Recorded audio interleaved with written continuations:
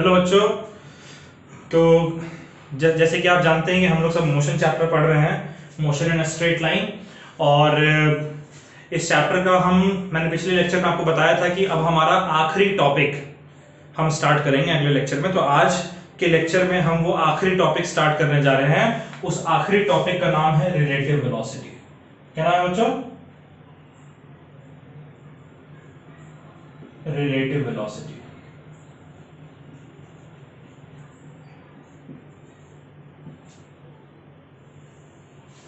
तो relative velocity हम लोग आज पढ़ेंगे। ये इस चैप्टर का आखिरी टॉपिक है। पहले हम लोग इसे कॉन्सेप्ट को देखते हैं और फिर इस पर 2-3 क्वेश्चंस हम लोग करेंगे। ठीक है बच्चों। तो देखिए, मोशन टर्म जो हमारा है वो हमारे डे टू डे लाइफ में बहुत कॉमन रहा है। और मोशन यानी मोशन से जुड़ी सारी चीजें जो हैं they have been very common to us in physics and in our day to day life. तो उसी तरीके से एक टर्म हमने पढ़ा था वेलोसिटी। उस वेलोसिटी के टर्म में हमने देखा था कि अगर किसी भी एक ऑब्जेक्ट का डिस्प्लेसमेंट या अगर किसी भी एक ऑब्जेक्ट का पोजीशन टाइम के रिस्पेक्ट में चेंज हो रहा है, तो जब पोजीशन चेंज हो रहा है इसका मतलब ऑब्जेक्ट कुछ ना कुछ डिस्प्लेस हो रहा है। तो अगर वो डिस्प्लेसमेंट हम निकाल लें और जो टाइम उस ऑब्जेक्ट को डिस्प्लेस होने में लग रहा है, अगर वो टाइम हमें पता है, तो डिस्प्लेसमेंट और टाइम का ratio, displacement divided by time taken, ये जो रेशियो है ये हमें, इससे हमें क्या मिलता है? वेलोसिटी। अब देखिए, वेलोसिटी के टर्म से आप बहुत अच्छे से परिचित हो चुके हैं लेकिन ऐसा है कि अगर आप सपोज करें कि आप सड़क पर निकलते हैं, आप मार्केट में घूम रहे हैं या आप हाईवे पे जा रहे हैं, ठीक है, या फिर आप मेट्रो में जा रहे हैं, तो हर वक्त आप देखें कि आपका मोशन जो है वो इकलौता मोशन नहीं होता है। वहां पर जब आप मार्केट प्लेस में मूव करते हैं तो आपके साथ बहुत से लोग उस मार्केट प्लेस में मूव कर रहे होते हैं। जब आप हाईवे पे जाते हैं तो आपके साथ बहुत सारे लोग उस हाईवे पे मूव कर रहे हैं अपनी अपनी गाड़ियों में। तो यानी कि अगर बहुत सारे लोग मूव कर रहे हैं तो उन बहुत सारे लोगों में से किसी 2 लोगों को उठाकर आप देखिए। सपोज करिए पहला इंसान है, वो हाईवे में एक कार में बैठकर और जा रहा है, और एक दूसरा इंसान है वो भी उसी हाईवे में बैठकर और कार से जा रहा है। तो दोनों ऑब्जेक्ट, जो दोनों लोग हैं, दोनों मोशन में है, दोनों का पोजीशन चेंज हो रहा है, दोनों का डिस्प्लेसमेंट हो रहा है, दोनों की कुछ ना कुछ वेलोसिटी है। तो हम कई दफा ऐसा करते हैं कि हम किसी भी एक ऑब्जेक्ट की वेलोसिटी को किसी दूसरे ऑब्जेक्ट की वेलोसिटी से कंपेयर करते हैं कि भाई पहले ऑब्जेक्ट की वेलोसिटी जो है वो दूसरे ऑब्जेक्ट की वेलोसिटी के कंपैरिजन में कितनी है। तो जब कभी भी हम किसी 2 ऑब्जेक्ट के बीच में जो वेलोसिटी है उनकी वेलोसिटीज को कंपेयर करते हैं, तब इस कंपैरिजन को, किस कंपैरिजन को? Comparison of the velocity of 2 object, उस कंपैरिजन को हम लोग रिलेटिव वेलोसिटी कहते हैं। रिलेटिव का मतलब रिलेट करना यानी कंपेयर करना, और वेलोसिटी यानी जब कभी भी हम किसी भी एक ऑब्जेक्ट की वेलोसिटी को किसी दूसरे ऑब्जेक्ट की वेलोसिटी से कंपेयर करते हैं, तब उस ऑब्जेक्ट की वेलोसिटी को हम लोग रिलेटिव वेलोसिटी कहते हैं, उनके बीच में जो कंपैरिजन। ठीक है, तो इसी रिलेटिव वेलोसिटी को हम लोग पढ़ने जा रहे हैं। और ये जो रिलेटिव वेलोसिटी है ये आपके लाइफ में भी बहुत कॉमन है। बचपन में हम सब कहीं ना कहीं ट्रेन से हमने जर्नी की होगी। तो बचपन में जब हम ट्रेन से जर्नी करते थे तो एक सवाल हम सबके मन में आया होगा, अभी भी आता है कई लोगों के मन में। तो देखिए, जब आप सपोज करें कि आप ट्रेन में बैठकर कहीं जा रहे हैं और उस ट्रेन के ठीक बगल वाले ट्रैक में एक दूसरी ट्रेन, आप जिस डायरेक्शन में जा रहे हैं उसके ऑपोजिट डायरेक्शन में सपोज करिए कि एक दूसरी ट्रेन जो है वो मूव कर रही है, तो हमें हमेशा ऐसा एहसास होता है कि जो दूसरी ट्रेन है वो हमारी ट्रेन से ज्यादा स्पीड से मूव कर रही है। आखिरकार ऐसा क्यों होता है? इसके पीछे का जो वजह है वो आपको रिलेटिव वेलोसिटी से पता चलेगी।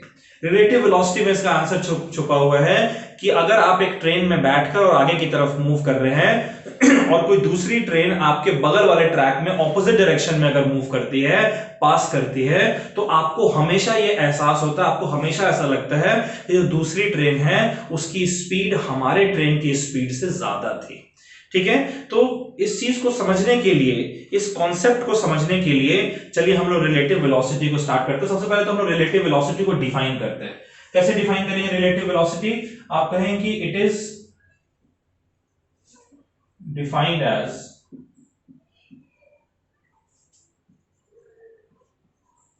the velocity, it is defined as the velocity of an object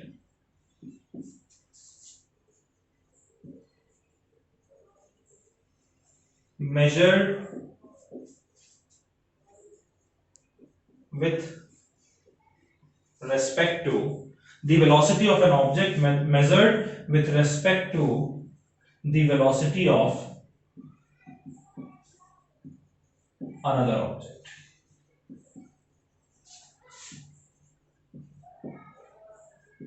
जैसा कि मैंने आपको बताया कि रिलेटिव वेलोसिटी क्या है, अगर हम किसी भी एक ऑब्जेक्ट की वेलोसिटी को किसी दूसरे ऑब्जेक्ट की वेलोसिटी से कंपेयर कर रहे हैं, किसी दूसरे ऑब्जेक्ट की वेलोसिटी के रेस्पेक्ट में अगर हम किसी एक ऑब्जेक्ट की वेलोसिटी को मेजर कर रहे हैं, तब उस कंपैरिजन को, उस मेजरमेंट को हम लोग रिलेटिव वेलोसिटी कहते हैं। तो सपोज करिए कि हमारे पास दो ऑब्जेक्ट है, ठीक है, let us consider two object A and B, ठीक है। हम क्या कंसीडर कर रहे हैं कि हम कंसीडर कर रहे हैं कि हमारे पास दो ऑब्जेक्ट है A और B, ठीक है। तो A की जो वेलोसिटी है उसे मैं रिप्रेजेंट कर रहा हूं बाय सिंबल VA, ठीक है। और जो B की वेलोसिटी है उसे हम रिप्रेजेंट करते हैं बाय सिंबल VB, ठीक है। तो ये A की वेलोसिटी और B की वेलोसिटी आपके पास गिवन है। तो अगर आपसे कोई पूछे velocity of A with respect to B, क्या कह रहा है आपसे कि आप भाई बताओ हमें कि A की वेलोसिटी क्या है B के रिस्पेक्ट में। तो इसे सिंबॉलिकली कैसे लिखेंगे, हम लिखेंगे velocity of A with respect to B, ठीक है। सबस्क्रिप्ट में हम लोग A और B सिंबल को लिख रहे हैं, जिसकी वेलोसिटी हम मेजर कर रहे हैं उसे पहले लिखेंगे और जिसके रेस्पेक्ट में हम मेजर कर रहे हैं उसे बाद में लिखेंगे। उसी तरीके से अगर आपसे पूछा जाए velocity of B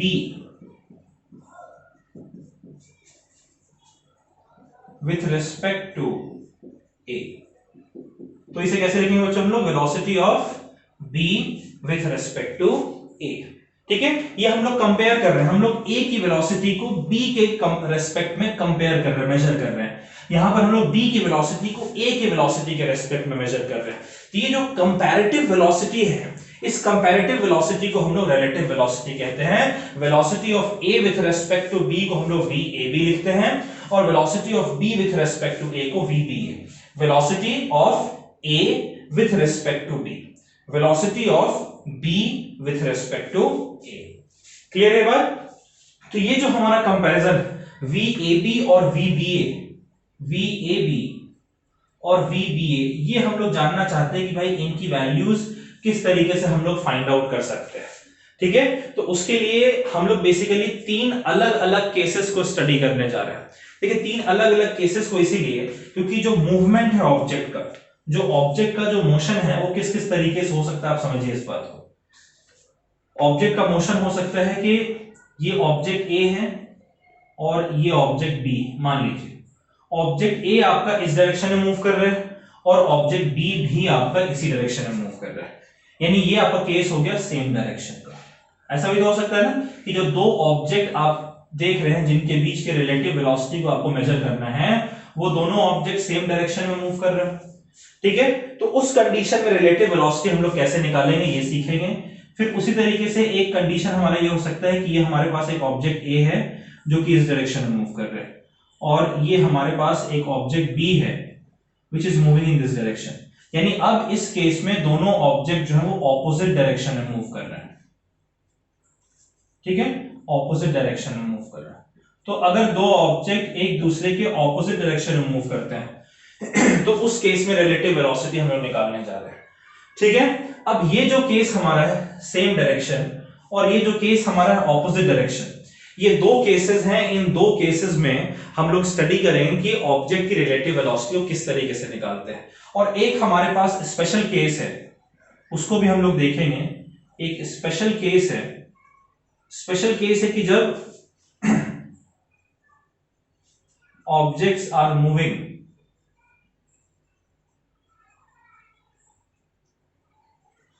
with same velocity, with same speed कह देते हैं, with same speed in same direction. ठीक है, जब ऑब्जेक्ट सेम स्पीड से सेम डायरेक्शन में मूव कर रहे हैं, वैसे इसी का केस है लेकिन इसको हम लोग अलग से पढ़ेंगे, तो आप इसको नोट कर लीजिए। फिर हम लोग पहले ये केस स्टार्ट करेंगे, फिर ये केस स्टार्ट करेंगे, फिर ये केस स्टार्ट करेंगे। ठीक है बच्चों, नोट कर लें आप।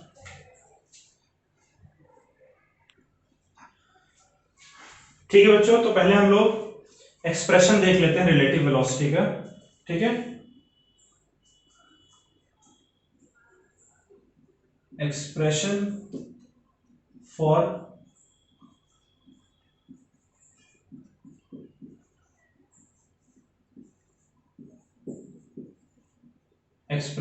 Relative velocity.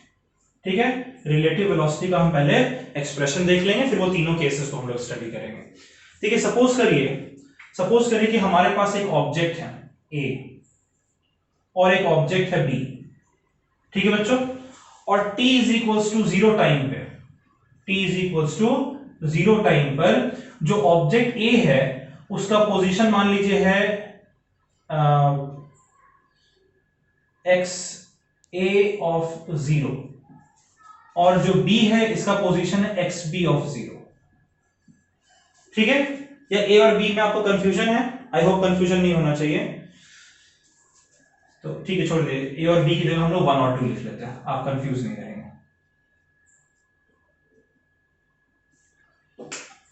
सपोज करिए कि ये हमारा ऑब्जेक्ट नंबर 1 है और ये हमारा ऑब्जेक्ट नंबर 2 है। ऑब्जेक्ट 1 का t is equals to 0 time पर जो पोजीशन है वो x1 ऑफ 0, ब्रैकेट में 0 का मतलब कि 0 टाइम पे हम लोग देख रहे हैं, और सेकंड ऑब्जेक्ट का x2 ऑफ 0। ठीक है, अब इस टाइम पे मान लेते हैं कि जो ऑब्जेक्ट है वो पहला ऑब्जेक्ट इस डायरेक्शन में मूव कर रहा है v1 वेलोसिटी से और दूसरा ऑब्जेक्ट इस डायरेक्शन में मूव कर रहा है v2 वेलोसिटी से। क्लियर है बात? तो अगर पहला ऑब्जेक्ट v1 वेलोसिटी से मूव कर रहा है, दूसरा ऑब्जेक्ट v2 वेलोसिटी से मूव कर रहा है, अब इसको समझिएगा, ये इनका 0 टाइम पे पोजीशन था। ठीक है, ये t इज इक्वल्स टू 0 पर था। अब थोड़ा टाइम गुजरने के बाद जो ये पहला ऑब्जेक्ट है ये इस पोजीशन से आगे की तरफ बढ़ जाएगा और जो दूसरा ऑब्जेक्ट है ये भी इस पोजीशन से आगे की तरफ पहुंच जाएगा। सपोज करें कि अब पहला ऑब्जेक्ट आपका यहां पहुंच जा रहा है। ठीक है, टी टाइम पे जो आपका पहला ऑब्जेक्ट है वो यहां पहुंच जा रहा है और जो दूसरा ऑब्जेक्ट है सपोज करिए कि यहां पहुंच जाता है टी टाइम पे। 0 टाइम पे ये ऑब्जेक्ट यहां पर थे और चूंकि ये मोशन में है तो थोड़ा समय गुजरने के बाद ये आगे की तरफ बढ़ जा रहा है। ठीक है, ये पोजीशन जो है इसे मैं कह दे रहा हूं x1 ऑफ t, यानी t टाइम पर पहले ऑब्जेक्ट का पोजीशन, और इस पोजीशन को मैं कह दे रहा हूं x2 ऑफ t। ठीक है बच्चों, तो अब मुझे बताइए कि अगर मैं कैलकुलेट करूं a ऑब्जेक्ट और b ऑब्जेक्ट का डिस्प्लेसमेंट। ठीक है, तो हम जानना चाहते हैं, जैसे सबसे पहले मुझे ये बताइए कि what will be x1 of t, x1 of t।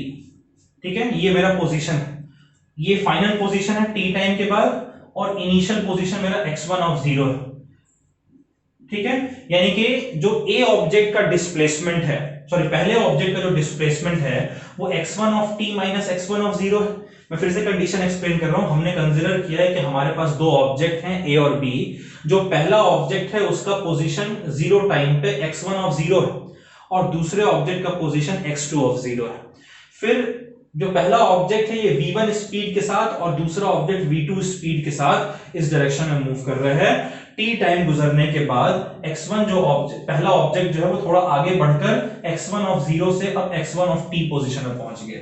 ठीक है, ये x1 ऑफ t पोजीशन आपको यहां पर है, स्ट्रेट लाइन पे देखे तो मैंने नीचे शो कर रखा है, और वैसे दूसरा ऑब्जेक्ट x2 ऑफ t तक, यानी वो ऑब्जेक्ट आपका यहां पहुंच गया। ठीक है, समझ रहे हैं इस बात को? तो स्टार्टिंग में, तो अब पहले ऑब्जेक्ट को अगर आप देखें तो पहले ऑब्जेक्ट का पोजीशन है x1 ऑफ 0 इनिशियली और फाइनल पोजीशन है x1 ऑफ t। तो final position minus initial position, ये इसका डिस्प्लेसमेंट हुआ ना। और मुझे बताइए डिस्प्लेसमेंट क्या होता है। डिस्प्लेसमेंट को अगर मैं सपोज करिए कि कितना टाइम लगा है t माइनस 0, तो अगर मैं इस टाइम से डिवाइड कर दूं तो मुझे क्या मिल जाएगा, पहले ऑब्जेक्ट की जो वेलोसिटी है वो v1। क्लियर है बात। उसी तरीके से अगर मैं सेकेंड ऑब्जेक्ट का डिस्प्लेसमेंट देखूं तो x2 of t minus x2 of 0, x2 of t minus x2 of 0। और अगर मैं इसे डिवाइड कर दूं टाइम टेकन t माइनस 0 से, तो ये क्या मिल जाएगा, x2 की वेलोसिटी यानी v2। ठीक है, तो अब समझिए v1 ऑब्जेक्ट की वेलोसिटी, v1 ऑब्जेक्ट की जो वेलोसिटी है वो हमारे पास क्या है, v1 ऑब्जेक्ट की वेलोसिटी बच्चों हमारे पास है x1 of t minus x1 of 0 upon t। ठीक है, और वैसे v2 ऑब्जेक्ट की जो वेलोसिटी है वो हमारे पास है x2 of t minus x2 of 0 divided by t। ठीक है, अब हमें क्या करना है, यहां पर दो ऑब्जेक्ट्स हैं, दोनों ऑब्जेक्ट मूव कर रहे हैं, दोनों ऑब्जेक्ट की कुछ ना कुछ वेलोसिटी है। हमें तो रिलेटिव वेलोसिटी का एक्सप्रेशन फाइंड करना है। रिलेटिव वेलोसिटी का मतलब हम जानना चाहते हैं velocity of object 1, velocity of object 1 with respect to object 2। ठीक है, तो इसे हम लोग लिखेंगे by symbol velocity of object 1 with respect to object 2। और इसका एक्सप्रेशन क्या होगा, इसका एक्सप्रेशन होगा velocity of object 1 minus velocity of object 2। ये कैसे आएगा अभी हम लोग उन केसेस में देखेंगे, लेकिन velocity of object 1 minus velocity of object 2। तो अब मुझे बताइए v1 माइनस v2 करके देखते हैं, इन दोनों इक्वेशन को सब्ट्रैक्ट करते हैं। तो लेफ्ट हैंड साइड हमारा आ जाएगा v1 माइनस v2 और राइट हैंड साइड हमारा आ जाएगा x1 of t minus x1 of 0। ठीक है, दोनों में t नीचे कॉमन है तो मैं वो टाइम को नीचे लिख दे रहा हूं। ठीक है, फिर सब्ट्रैक्ट कर रहे हैं इसलिए माइनस, और फिर आ जाएगा आपका x2 of t minus x2 of 0। अब मुझे ये बताइए ये क्या है, ये पहले ऑब्जेक्ट का डिस्प्लेसमेंट है और ये दूसरे ऑब्जेक्ट का डिस्प्लेसमेंट। तो दोनों को अगर देखिए पहले ऑब्जेक्ट की वेलोसिटी को सब्ट्रैक्ट करते हैं दूसरे ऑब्जेक्ट की वेलोसिटी से तो रिलेटिव वेलोसिटी मिलती है हमें, है ना। तो वैसे ही अगर पहले ऑब्जेक्ट के डिस्प्लेसमेंट को सब्ट्रैक्ट करेंगे दूसरे ऑब्जेक्ट के डिस्प्लेसमेंट से, then we will get relative displacement. तो इसका मतलब कि जो रिलेटिव वेलोसिटी है हमारा, रिलेटिव वेलोसिटी जो है बच्चों, रिलेटिव वेलोसिटी हमारा क्या हो जाएगा, ये ऊपर का टर्म हमारा हो गया रिलेटिव डिस्प्लेसमेंट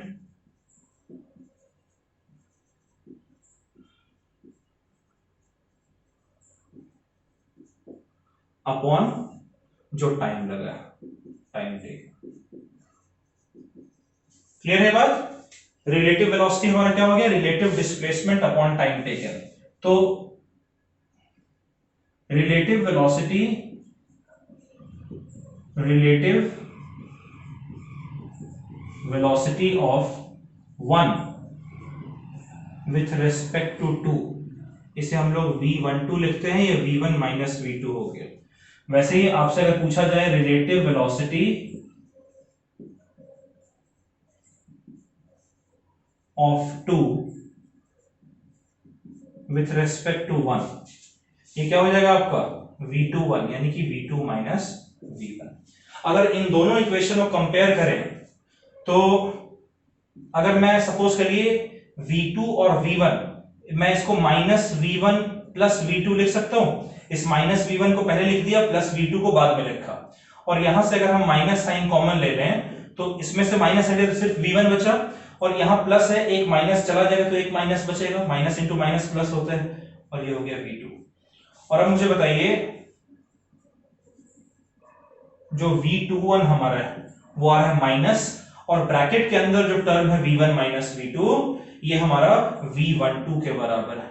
यानी यहां से हमारा क्या रिजल्ट निकल कर आ रहा है कि relative velocity of 2 with respect to 1 is equal to minus of relative velocity of 1 with respect to 2।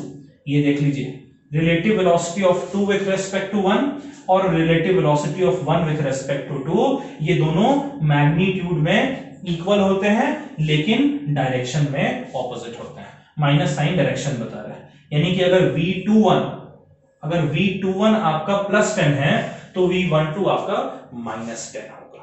ठीक है बच्चों, तो ये एक्सप्रेशन आप रिलेटिव वेलोसिटी की लिख लीजिए, फिर हम लोग ग्राफ भी बनाएंगे आज। तो एक्सप्रेशन फॉर रिलेटिव वेलोसिटी में हमारा क्या निकल कर आया है, हमने कंसीडर किया कि हमारे पास एक ऑब्जेक्ट है 1 और 2 जो इनिशियली 0 टाइम पर x1 ऑफ 0 और x2 ऑफ 0 पे प्रेजेंट है और v1 और v2 स्पीड के साथ मूव कर रहे हैं। t टाइम गुजरने के बाद ये कुछ आगे मूव करके ये यहां से यहां पहुंच गया, इसका पोजीशन x1 ऑफ t है, ये यहां से यहां पहुंच गया, इसका पोजीशन x2 ऑफ t आ गया। तो पहला ऑब्जेक्ट का initial position x1 of 0, final position x1 of t, तो यानी कि डिस्प्लेसमेंट हो गया x1 of t minus x1 of 0, final position minus initial position, और जो टाइम लगा उससे डिवाइड कर दिया तो पहले ऑब्जेक्ट की वेलोसिटी आ गई, और वैसे ही हमने दूसरे ऑब्जेक्ट की वेलोसिटी निकाल ली। अब पहले ऑब्जेक्ट की वेलोसिटी और दूसरे ऑब्जेक्ट की वेलोसिटी हमारे पास है, हमें तो रिलेटिव वेलोसिटी का एक्सप्रेशन फाइंड करना था, तो इसलिए relative velocity 1 with respect to 2 को हम लोग v12 लिखते हैं जो कि v1 माइनस v2 होता है, और वैसे 2 विथ रिस्पेक्ट टू 1 को v21 लिखते हैं, v2 माइनस v1 होता है। और इसको सॉल्व करके हमने देखा कि दोनों वेलोसिटी जो है 1 with respect to 2 and 2 with respect to 1 ये मैग्नीट्यूड में बराबर होते हैं लेकिन डायरेक्शन में ऑपोजिट होते हैं। और अब अगर आपको v1 माइनस v2 चाहिए था तो इस इक्वेशन को माइनस करेंगे इस इक्वेशन से, v1 माइनस v2, यानी कि राइट हैंड साइड पे भी दिस माइनस दिस करेंगे, t हमारा कॉमन था नीचे आ गया, ये हमारा पहले ऑब्जेक्ट का डिस्प्लेसमेंट माइनस दूसरे ऑब्जेक्ट का डिस्प्लेसमेंट, यानी रिलेटिव डिस्प्लेसमेंट हम लोग देख रहे हैं। अगर 1 माइनस 2 करेंगे तो पहले ऑब्जेक्ट का डिस्प्लेसमेंट माइनस दूसरे ऑब्जेक्ट का डिस्प्लेसमेंट होगा, और 2 माइनस 1 करेंगे तो दूसरे ऑब्जेक्ट का डिस्प्लेसमेंट माइनस पहले ऑब्जेक्ट का डिस्प्लेसमेंट। ठीक है, तो एक तो ये चीज आप अपने दिमाग में रखेंगे जो मैं कर्ली ब्रैकेट में लिख रहा हूं, और एक ये चीज आप अपने दिमाग में रखेंगे। चलिए इसे नोट कर लीजिए, फिर हम लोग 3 केसेस करते हैं, तीनों केसेस से ग्राफ बनाते चलेंगे।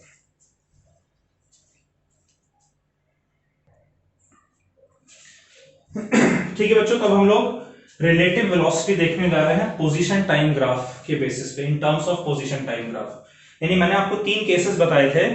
पहला केस मैंने आपको बताया था कि मतलब 3 केसेस जो हैं उसमें एक केस हमारा है कि दोनों ऑब्जेक्ट सेम डायरेक्शन में सेम वेलोसिटी से मूव कर रहे हैं, तब दूसरा केस था जब दोनों ऑब्जेक्ट सेम डायरेक्शन में मतलब अलग अलग वेलोसिटी से मूव करेंगे, और तीसरा केस था कि दोनों ऑब्जेक्ट ऑपोजिट डायरेक्शन में मूव करेंगे।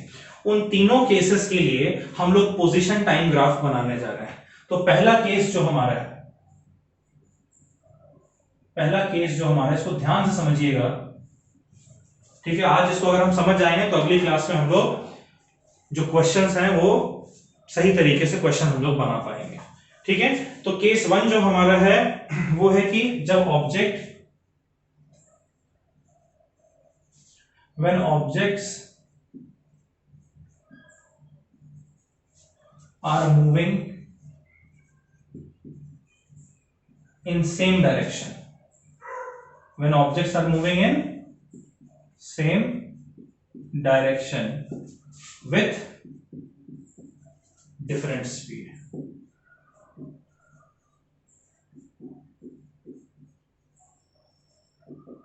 ठीक है, जब ऑब्जेक्ट सेम डायरेक्शन में मूव कर रहे हैं अलग अलग स्पीड के साथ। ठीक है, ये हमारा पहला केस है। इस केस को आप जरा समझिए, हम लोग एक एग्जांपल के थ्रू समझेंगे इसे। सपोज कीजिए कि ये हमारे पास एक ट्रेन है, ठीक है, ये हमारे पास एक ट्रेन है और ये दूसरा ट्रेन है। ध्यान सुनिएगा आप लोग। सपोज कीजिए कि ये हमारे पास 2 ट्रेन है, ये हमारा है ट्रेन ए और ये हमारा है ट्रेन बी। क्लियर है? ट्रेन ए और ट्रेन बी। ट्रेन ए और ट्रेन बी के बीच में स्टार्टिंग में जो दूरी है, जो डिस्टेंस है, वो मान लीजिए कि 10 किलोमीटर का है। ठीक है बच्चों, ये हम लोग एग्जाम्पल के थ्रू इसको समझ रहे हैं और फिर हम लोग ग्राफ बनाएंगे। तो पहला केस हम कंसिडर कर रहे हैं कि जब ऑब्जेक्ट सेम डायरेक्शन में अलग अलग स्पीड के साथ मूव करते हैं तब। तो उसमें क्या है कि मैंने एक एग्जांपल कंसीडर किया है कि हमारे पास 2 ट्रेन हैं, ट्रेन ए और ट्रेन बी, और ट्रेन ए और ट्रेन बी के बीच में शुरुआती जो डिस्टेंस है 0 टाइम पे, जो डिस्टेंस है वो 10 किलोमीटर का है। जो ट्रेन ए है वो 0 पोजीशन पर है, ओरिजिन पर है, और जो ट्रेन बी है वो 10 किलोमीटर उससे आगे है। तो यानी कि हमारे एजम्पशन के according at t is equals to 0, at t is equals to 0 जो डिस्टेंस है इनके बीच का, वो डिस्टेंस आपका है इक्वल्स टू 10 किलोमीटर, है ना बच्चों। अब सपोज कीजिए कि जो पहला ट्रेन है, ये जो पहला केस है, इसमें भी दो अलग अलग कंडीशंस हो सकते हैं। तो जो पहला केस है वो ये है कि जो ट्रेन ए है उसकी स्पीड है, सपोज करिए कि 7 किलोमीटर पर आवर, ठीक है, और जो सेकेंड ट्रेन है उसकी स्पीड मान लीजिए कि है 2 किलोमीटर पर आवर, ठीक है। यानी कि जो speed of train A V A वो है 7 किलोमीटर पर आवर और speed of train B V B वो है 2 किलोमीटर पर आवर। तो 1 घंटे के बाद, ठीक है, 1 घंटे के बाद यानी कि एट 1 आवर इनके बीच का डिस्टेंस क्या रह जाएगा, पहले हम ये जरा जान लें। देखिए चूंकि जो ए ट्रेन है it is moving with speed 7 kilometre per our, यानी 1 घंटे में 7 किलोमीटर, तो 1 घंटे में उसे 0 से मूव करके और यहां पर पहुंच जाना चाहिए 7 पे, है ना। और जो ट्रेन बी है उसे 1 घंटे में 2 किलोमीटर, क्योंकि 2 किलोमीटर पर आवर है इसलिए 2 किलोमीटर मूव करके उसे पहुंच जाना चाहिए 12 पे। अब अगर देखें 1 घंटे के बाद इनके बीच की दूरी 12 माइनस 7 यानी कि ये 5 किलोमीटर का डिस्टेंस जो है ये इनके बीच का रह जाएगा, ठीक है। इनिशियली 0 टाइम पे ये 0 पर था और ये 10 पे था, तो डिस्टेंस 10 माइनस 0 10 किलोमीटर है।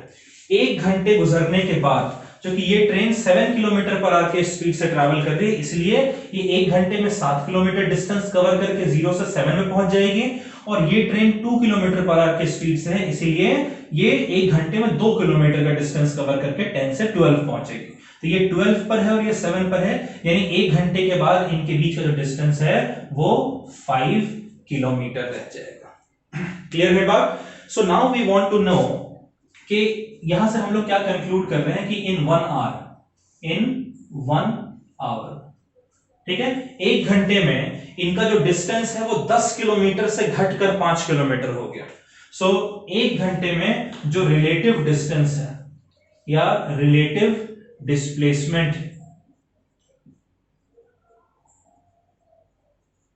रिलेटिव डिस्प्लेसमेंट हमारा क्या था, किसी एक ऑब्जेक्ट का डिस्प्लेसमेंट माइनस दूसरे ऑब्जेक्ट का डिस्प्लेसमेंट। तो पहले ऑब्जेक्ट का डिस्प्लेसमेंट देखिए कितना हुआ है, 0 से 7 यानी 7 किलोमीटर का डिस्प्लेसमेंट हुआ है, ठीक है, माइनस दूसरे ऑब्जेक्ट का डिस्प्लेसमेंट कितना हुआ 10 से 12 यानी 2 किलोमीटर का। दैट मींस कि इनके बीच का जो रिलेटिव डिस्प्लेसमेंट है बच्चों वो 5 किलोमीटर का है। 1 घंटे में रिलेटिव डिस्प्लेसमेंट 5 किलोमीटर का है ना, पहले 10 था अब 5 रह गए तो 5 कम हो गया, रिलेटिव डिस्प्लेसमेंट 5 किलोमीटर का हुआ है। तो यहां पर जो रिलेटिव वेलोसिटी, यहां पर जो रिलेटिव वेलोसिटी जिसे हम कहेंगे वेलोसिटी ऑफ, क्या कहें, A object with respect to B. Clear है बात? रिलेटिव वेलोसिटी, इसमें दो तरीके से रिलेटिव वेलोसिटी हम लोग देखेंगे। पहला हम लोग देख रहे हैं velocity of A with respect to B, velocity of A with respect to B, ये हो जाएगा आपका va माइनस vb। और ये कितना होगा, देखिए रिलेटिव वेलोसिटी हमने पढ़ा था कि वो रिलेटिव डिस्प्लेसमेंट अपॉन टाइम होता है। रिलेटिव डिस्प्लेसमेंट हमारा है 5 और टाइम हमारा है 1, मतलब 5/1 5 किलोमीटर पर आवर। और नोटिस कीजिए 5 कब आएगा, जब आप 7 माइनस 2 करेंगे, है ना। और देखिए 7 माइनस 2 करने का मतलब va माइनस vb कर रहे हैं आप, तो रिलेटिव वेलोसिटी हमारा ये निकल कर आ गया। अब अगर आप वेलोसिटी देखें, वेलोसिटी ऑफ b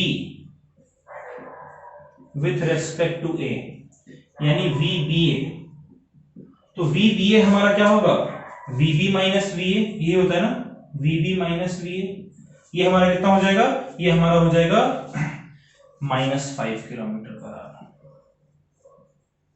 होगा बच्चों, -5 किलोमीटर होगा ना। अगर इसके रेस्पेक्ट में इसको देख रहे हैं तो पॉजिटिव में है, इसके रेस्पेक्ट में देखेंगे तो नेगेटिव में हो जाएगा, ठीक इसका ऑपोजिट होगा। अब अगर इसका मुझे ग्राफ बनाना हो, ठीक है, यानी ऑब्जेक्ट जब सेम डायरेक्शन में मूव कर रहे हैं तब इनके बीच का जो पोजीशन टाइम ग्राफ है वो कैसा बनेगा जरा समझते हैं। देखिए इनके बीच का जो पोजीशन टाइम ग्राफ है वो कुछ इस तरीके से बनेगा। ये आपका टाइम एक्सिस है और ये आपका पोजीशन एक्सिस, ये ओरिजिन। क्लियर है? ऑब्जेक्ट ए जो है वो ओरिजिन से चल रहा है 7 किलोमीटर पर आवर की स्पीड से, स्पीड ज्यादा है इसलिए इसका स्लोप ज्यादा होगा।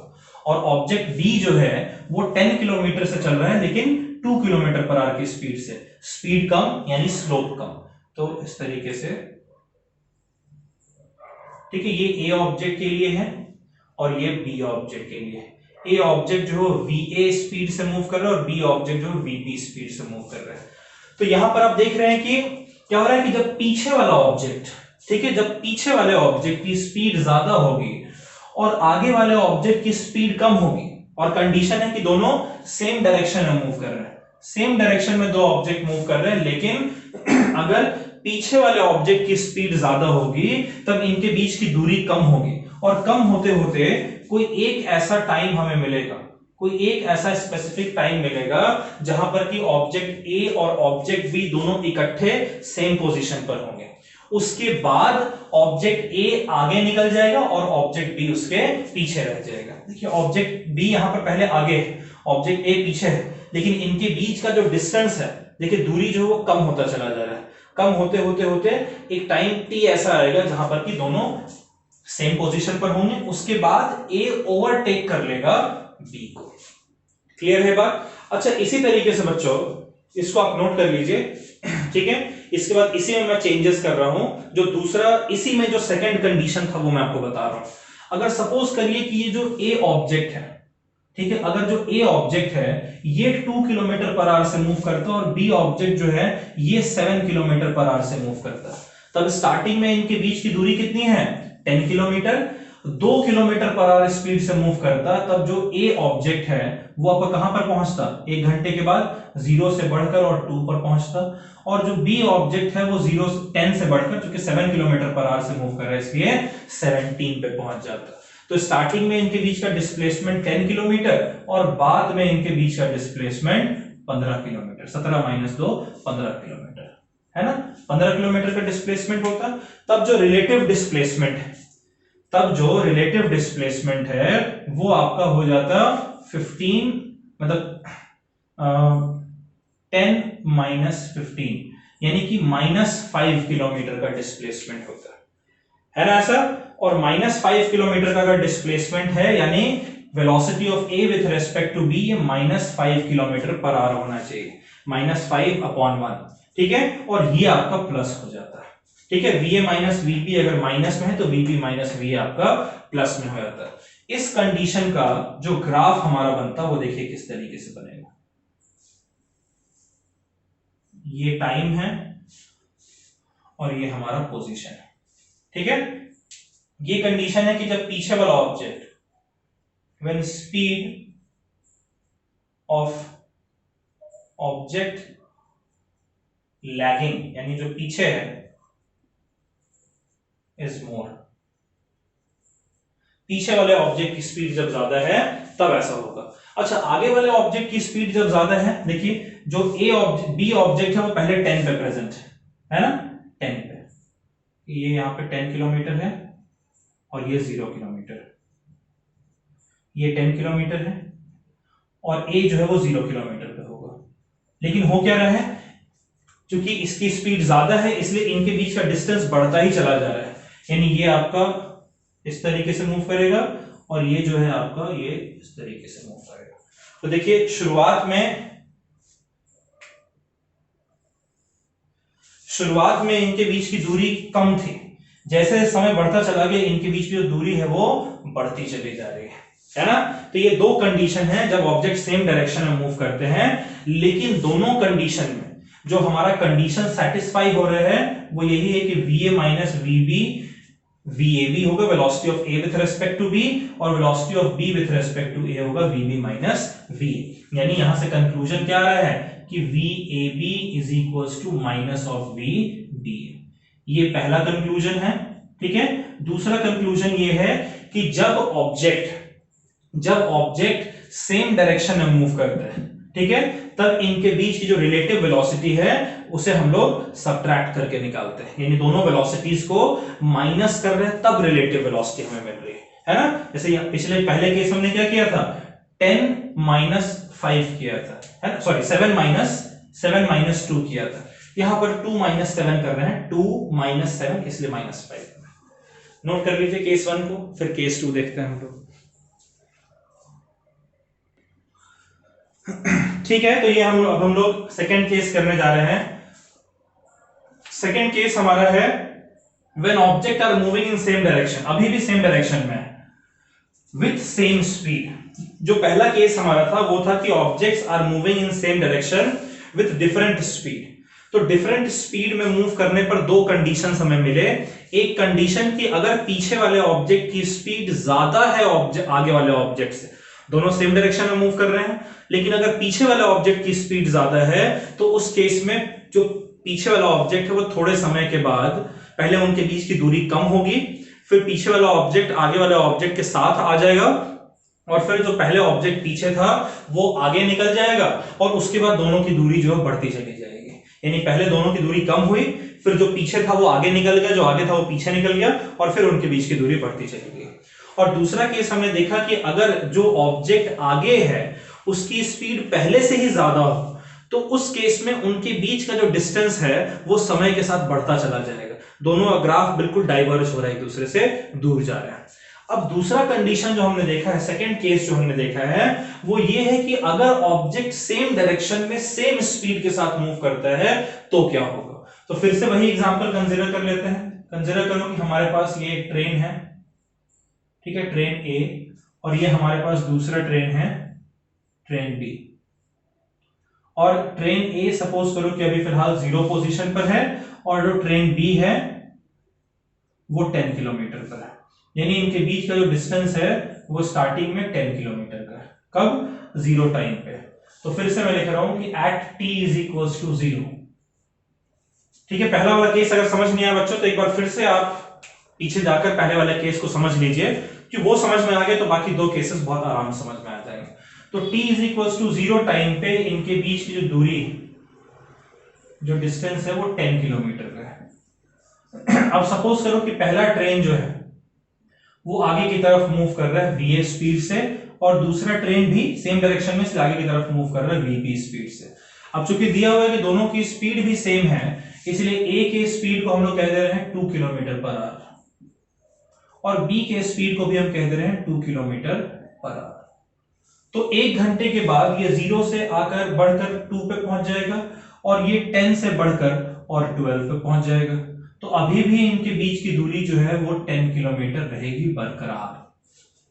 ठीक है, दोनों 2 किलोमीटर पर आवर से बढ़ रहे हैं तो 1 घंटे में दोनों 2-2 किलोमीटर आगे बढ़ जाएंगे।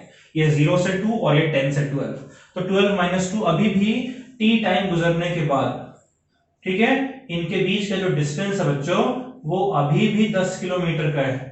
यानी कि रिलेटिव डिस्प्लेसमेंट कितना हुआ है, रिलेटिव डिस्प्लेसमेंट इनका कितना हुआ है,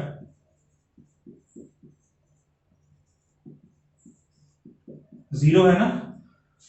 तो रिलेटिव वेलोसिटी क्या होनी चाहिए, वेलोसिटी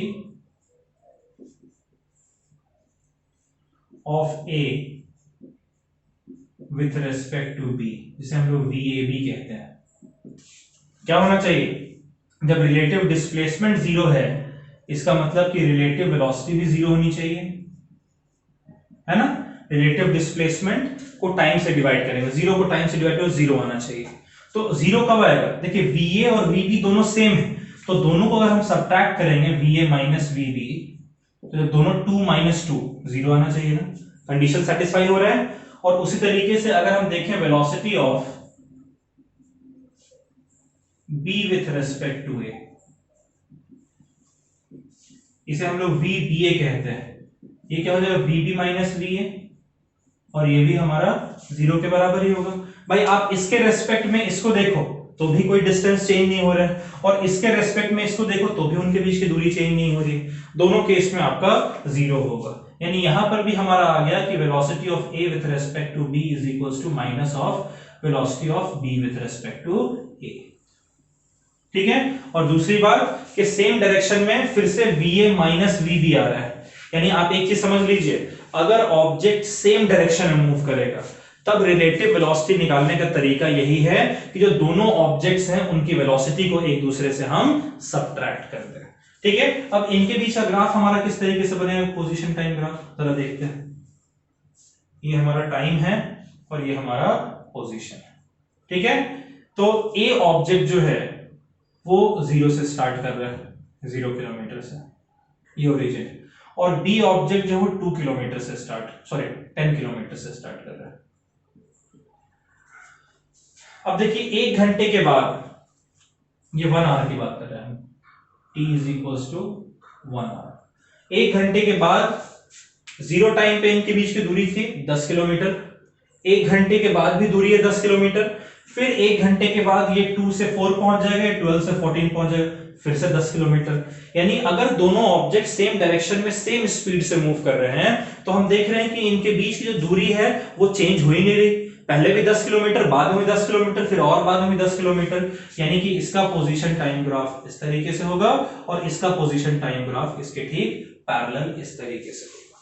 ये ए ऑब्जेक्ट है, सॉरी ये बी ऑब्जेक्ट का बना है, ये ए ऑब्जेक्ट का बना है, ये वीबी वेलोसिटी से मूव कर रहे हैं और ये वीए वेलोसिटी से मूव कर रहा है। और ये कंडीशन क्या है कि जब वीबी और वीए दोनों बराबर है और दोनों सेम डायरेक्शन में मूव कर रहे हैं। ठीक है बच्चों, इसे नोट कर लीजिए आप, फिर हम लोग आखिरी केस की तरफ बढ़ेंगे। ठीक है, चलिए हम आखिरी केस हमारा जो है आज का रिलेटिव वेलोसिटी का, वो है कि when objects are moving in opposite direction. ठीक है, जब ऑब्जेक्ट हमारे ऑपोजिट डायरेक्शन में मूव कर रहे हैं मतलब एक अगर पॉजिटिव डायरेक्शन में मूव कर रहा है तो दूसरा ठीक उसके उल्टे नेगेटिव डायरेक्शन में मूव करेगा। यानी इस तरीके से सपोज कीजिए कि ये हमारा ट्रेन है ए, जो कि इस डायरेक्शन में va स्पीड लेट अस से 2 किलोमीटर पर आवर से मूव कर रहा है, और ये हमारा है ट्रेन बी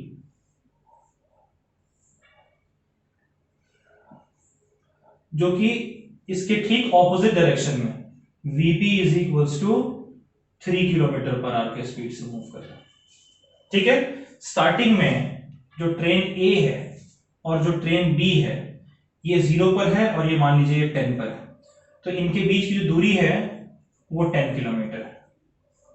ठीक है बच्चों, तो at t is equals to 0, कितना, t इज इक्वल्स टू 0 पे इनके बीच की जो दूरी है, जो डिस्टेंस है वो 10 किलोमीटर है। ठीक है, अब दोनों ऑपोजिट डायरेक्शन में मूव कर रहे हैं, तो एक्चुअली में देखिए va जो हमारा है वो है +2 किलोमीटर पर आवर, है ना, क्योंकि पॉजिटिव डायरेक्शन में इसकी वेलोसिटी, और जो vb है वो हमारा होगा -3 किलोमीटर पर आवर, क्योंकि ये नेगेटिव डायरेक्शन में मोशन में है। तो अब हम जानना चाहते हैं कि 1 घंटे के बाद यानी t is equals to 1 hour पे इनके बीच का जो डिस्टेंस है वो डिस्टेंस क्या होना चाहिए।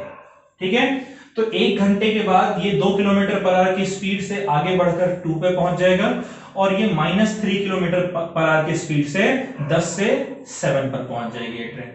यानी अब इनके बीच की जो दूरी है वो घटकर है अब 5 किलोमीटर। क्लियर है ये बात बच्चों? ठीक है, तो 0 टाइम पर इनके बीच का डिस्टेंस था 10 किलोमीटर और 1 घंटे के बाद इनके बीच का डिस्टेंस हो गया 5 किलोमीटर। तब मुझे बताइए रिलेटिव डिस्प्लेसमेंट क्या हो जाएगा उनका? रिलेटिव डिस्प्लेसमेंट 10 - 5 यानी कि 5 किलोमीटर हो गया। तो रिलेटिव वेलोसिटी क्या होनी चाहिए इनकी? फॉर्मूला जो हमने स्टार्टिंग में किया था कि रिलेटिव डिस्प्लेसमेंट अपॉन टाइम यानी 5 किलोमीटर अपॉन 1 आवर, यानी ये हो जाएगा 5 किलोमीटर पर आवर होना चाहिए ना रिलेटिव वेलोसिटी। अब जरा हम लोग देखते हैं velocity of A with respect to B. अब चूंकि ये वेलोसिटी 5 किलोमीटर पर आवर है तो हमें कुछ ऐसा फॉर्मूला लिखना पड़ेगा जिसमें हमें 5 किलोमीटर पर आवर यानी 5 किलोमीटर अपॉन 1 आवर मिले। अब देखिए ये VA है और ये VB, ठीक है। अगर हम सिर्फ मैग्नीट्यूड की बात करें तो ये आपका 2 है और ये 3 है, तो 5 कैसे मिलेगा? जब दोनों को ऐड करेंगे, यानी ये हमारा हो गया VA प्लस VB। समझ रहे हैं इस बात को? और उसी तरीके से अगर velocity of B with respect to A आप देखें, सिर्फ मैग्नीट्यूड की बात कर रहे हैं, velocity of B with respect to A, ठीक है, ये हमारा क्या होना चाहिए? ये हमारा VB प्लस VA के बराबर होना चाहिए। ये भी 5 किलोमीटर पर आवर मिलेगा, है ना? लेकिन इसका डायरेक्शन जो है VA प्लस VB का डायरेक्शन पॉजिटिव होगा और VB प्लस VA का डायरेक्शन जो है वो ऑपोजिट होगा। डायरेक्शन की बात करेंगे तब इसके रेस्पेक्ट में इसको देखेंगे तो इधर, और इसके रेस्पेक्ट में इसको देखेंगे तो इधर, दोनों ऑपोजिट होंगे। खैर यहां से भी हमारा अब यहां पर क्या निकल कर आ रहा है कि जब दो ऑब्जेक्ट ऑपोजिट डायरेक्शन में मूव करते हैं तब इनकी रिलेटिव वेलोसिटी जो है वो ऐड होती है। हमेशा ध्यान रखिएगा, जब दो ऑब्जेक्ट सेम डायरेक्शन में मूव कर रहे थे पहले और दूसरे केस में, तब रिलेटिव वेलोसिटी निकालने के लिए हम दोनों की वेलोसिटी को सब्ट्रैक्ट कर रहे थे, और जब दो ऑब्जेक्ट ऑपोजिट डायरेक्शन में मूव करें तब उनके बीच की रिलेटिव वेलोसिटी जो है आपकी ऐड होगी। तो अगर मैं ग्राफ बनाऊं, पोजीशन टाइम ग्राफ अगर मैं बनाता हूं, ये हमारा टाइम हो गया और ये हमारा पोजीशन हो गया, ठीक है। जो ए ऑब्जेक्ट है वो 0 पे प्रेजेंट था, ठीक है। सपोज कीजिए कि मैं कहीं भी सपोज करूं कि ये हमारा 0 है, ए ऑब्जेक्ट हमारा यहां था और जो बी ऑब्जेक्ट है वो और आगे था। अब बी ऑब्जेक्ट देखिए नेगेटिव डायरेक्शन में मूव कर रहा है, ठीक है, चलिए ए ऑब्जेक्ट को हम 0 को यहीं ले लेते हैं। ए ऑब्जेक्ट हमारा यहां था, ठीक है, 0 किलोमीटर पे ओरिजिन पे, और ये बी ऑब्जेक्ट हमारा यहां पर था, इसको भूल जाइए या इसी को रखते हैं। बी ऑब्जेक्ट हमारा सपोज करें कि यहां पर था 10 किलोमीटर पे। अब ये पॉजिटिव डायरेक्शन में मूव कर रहे हैं इसलिए ऊपर की तरफ मूव करेगा, और जो बी ऑब्जेक्ट है वो नेगेटिव डायरेक्शन में मूव कर रहा है इसलिए नीचे की तरफ मूव करेगा। अब इस दौरान देखिए क्या हो रहा है कि अभी फिलहाल बी ऑब्जेक्ट इस तरफ है, ए ऑब्जेक्ट इस तरफ है, दोनों आगे की तरफ बढ़ेंगे।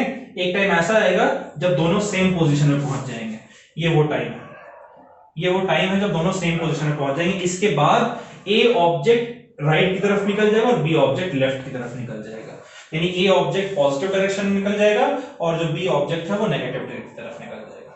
ये VA वेलोसिटी से और ये VB वेलोसिटी से, ठीक है। तो एक चीज बड़ा इंपॉर्टेंट है, इसको आप पहले नोट कर लीजिए, फिर मैं आपको बताकर और एक आपको जनरल फॉर्मूला बता दूंगा, वो मैं डिराइव नहीं करूंगा, आपको बस जनरल फॉर्मूला बता दूंगा, वो बड़ा इंपॉर्टेंट रहेगा आपके examination competitive point of view से, वो बहुत इंपॉर्टेंट रहेगा। इसे नोट कर लीजिए पहले पॉज करके। देखिए बच्चों, मैं आपको एक एडिशनल चीज बताने जा रहा हूं, हालांकि वो अगले चैप्टर में भी हम लोग सीख सकते थे, लेकिन अभी मेरे दिमाग में आ गया तो मैं आपको अभी बता दे रहा हूं। देखिए जरूर अभी हमने जो पढ़ा है, अगर ऑब्जेक्ट सेम डायरेक्शन में मूव करे तब इनके बीच का जो एंगल है वो 0 डिग्री होगा। अगर ऑब्जेक्ट ऑपोजिट डायरेक्शन में मूव करे तब इनके बीच का जो एंगल है वो 180 डिग्री होगा। लेकिन जरूरी तो नहीं कि हमेशा ऑब्जेक्ट या तो 0 डिग्री या तो 180 डिग्री स्ट्रेट लाइन पे ही मूव करे। हो सकता है कि जो ऑब्जेक्ट मूव कर रहा है उसके बीच का एंगल कुछ भी हो, 60 डिग्री, 40 डिग्री, 82 डिग्री। तो उस केस में, उन सारे केसेस में रिलेटिव वेलोसिटी हम कैसे निकालते हैं, उसका एक जनरल फॉर्मूला मैं आपको देने जा रहा हूं, ठीक है। तो जनरल फॉर्मूला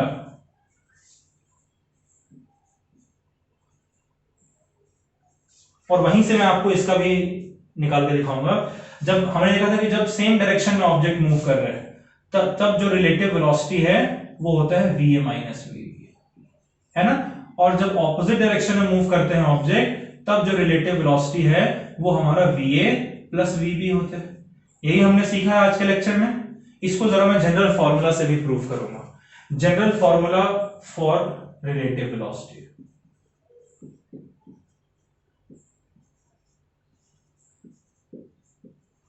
क्या है बच्चों जनरल फॉर्मूला रिलेटिव वेलोसिटी का? Relative velocity of A with respect to B, ये हमारा होता है root VA square plus VB square minus 2 VA VB cos theta, जहां थीटा क्या है? थीटा जो है वो angle between direction of two objects।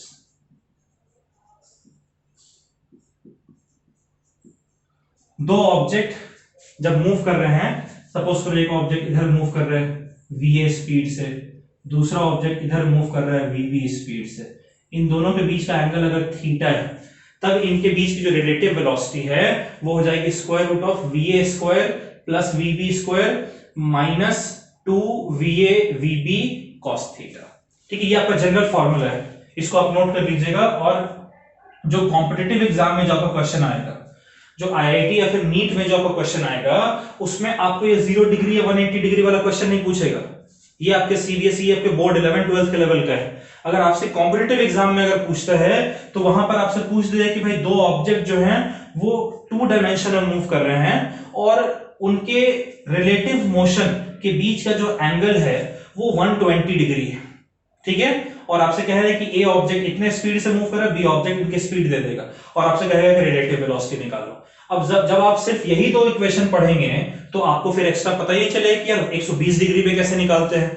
तो 120 डिग्री वाले केस में ये फॉर्मूला, इस फॉर्मूले में वीए वीबी और थीटा की वैल्यू पुट करेंगे, आपका आंसर निकल कर आ जाएगा। अब इन दोनों केसेस को हम इस जनरल फॉर्मूला से देखते हैं।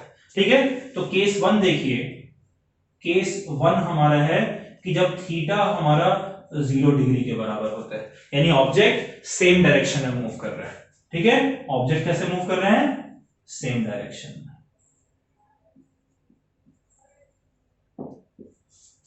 अच्छा, थीटा जब 0 डिग्री होगा उस कंडीशन में क्या होगा देखते हैं। तो वी ए बी हमारा हो जाएगा equals to square root of V A square plus V B square minus 2 V A V B, और cos 0 की वैल्यू कितनी होती है, cos 0 की वैल्यू होती है 1, तो 2 वी ए वी बी। ठीक है, cos थीटा मैंने नहीं लिखा यहां पर, क्यों, थीटा की वैल्यू 0 है, cos 0 हमारा 1 होता है, तो ये 1 हो जाएगा, तो 2 वी ए वी बी हो जाएगा। अब मुझे बताइए आप कि V A square plus V B square minus 2 V A V B क्या हो जाएगा, क्या ये V A minus V B whole square का फॉर्मूला नहीं है, और ये होल स्क्वायर और ये जो स्क्वायर रूट है दोनों हट जाएंगे ना, यानी इस कंडीशन में जो वी ए बी है वो हमारा V A minus V B के बराबर आ गया। ये कंडीशन हमारा सेटिस्फाई हो रहा है। अच्छा, केस 2 देखते हैं। अगर थीटा हमारा 180 डिग्री है, यानी ऑब्जेक्ट कैसे मूव कर रहे हैं, ऑपोजिट डायरेक्शन में। अगर ऑब्जेक्ट्स ऑपोजिट डायरेक्शन में मूव कर रहे हैं तो उस केस में जो आपका वी ए बी होगा वो हो जाएगा root V A square plus V B square minus 2 V A V B into, अब मुझे बताइए थीटा हमारा 180 डिग्री है, cos 180 की वैल्यू कितनी होती है, आपने ट्रिगोनोमेट्री पढ़ी है, cos 180 की वैल्यू होती है -1। ठीक है, cos 0 की वैल्यू +1, cos 180 की वैल्यू -1, तो ये हमारा हो जाएगा equals to square root of V A square plus V B square minus into minus plus 2 V A V B. अब बताइए ब्रैकेट में रूट के अंदर जो V A square plus V B square plus 2 V A V B, क्या ये V A plus V B whole square का formula नहीं है, और अगर होल स्क्वायर का फॉर्मूला है स्क्वायर और ये रूट दोनों हट जाएगा, ये हमारा V A plus V B आ जाएगा। ठीक है, ये हमारा हो गया वी ए बी, यानी जब ऑब्जेक्ट सेम डायरेक्शन में मूव करेगा तब relative velocity V A minus V B, क्योंकि थीटा 0 डिग्री है। जब ऑब्जेक्ट ऑपोजिट डायरेक्शन में मूव करेगा तब relative velocity V A plus V B, यहां पर थीटा 180 डिग्री। तो जरूरी नहीं कि यही दो केसेस हों, एंगल कुछ भी हो सकता है, तो कुछ भी अगर है तो यहां पर उस थीटा की वैल्यू पुट कीजिए, cos थीटा निकालिए और सॉल्व कीजिए, रिलेटिव वेलोसिटी आपका निकल कर आ जाएगा। तो इसे आप नोट कर लीजिए बच्चों, इस चीज को आप नोट कर लीजिए, पॉज करके वीडियो।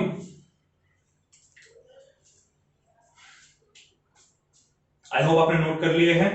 तो बच्चों आज के लिए हम फिलहाल यहीं पे समाप्त कर रहे हैं अपनी क्लास को। अब एक आखिरी चीज हमारा बच गया, वो है इस टॉपिक का न्यूमेरिकल। यही टॉपिक हम आगे कंटिन्यू करेंगे, इससे कुछ 4-5 न्यूमेरिकल्स अगली क्लास में करके हम लोग इस चैप्टर को फिनिश कर देंगे।